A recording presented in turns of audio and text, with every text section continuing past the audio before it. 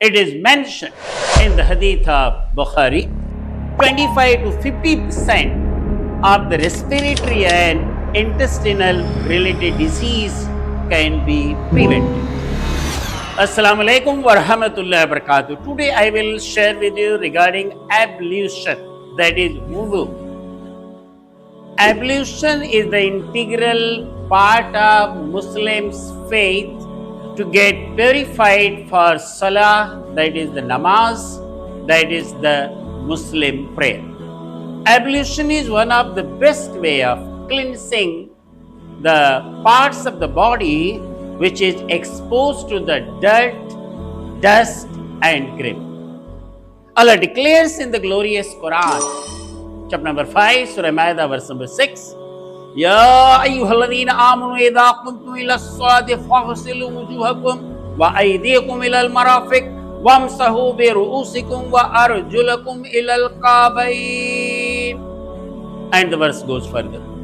O believers, when you wish to stand for prayer, then wash your faces, your hands up to elbow and feet up to ankles. And the verse further goes, if you need an obligatory bath, you must purify yourself as well. But if you are sick or on a journey or come from privy, that is the toilet, or had impurity in the dream, and if you do not get water, then do tayammum. That is, put your both the hands on the dry purified mud, wipe out the face and the hands.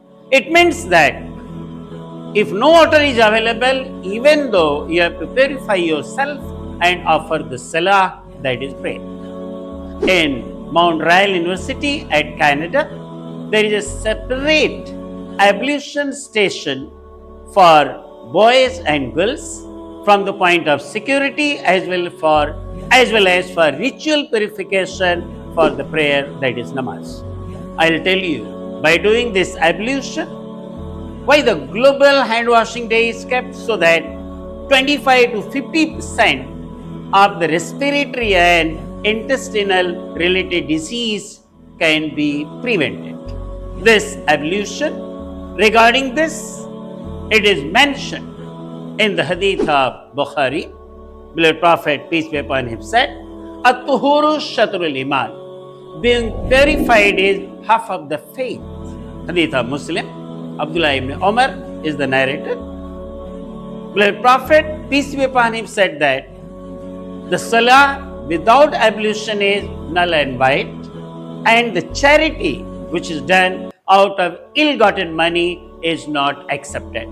So, being purified is half of the faith.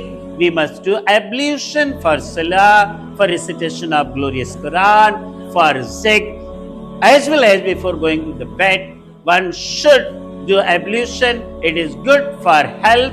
At the same time, there is spiritual benefit, as well as one gets the deep sleep. Assalamu alaikum wa rahmatullahi wa barakatuh.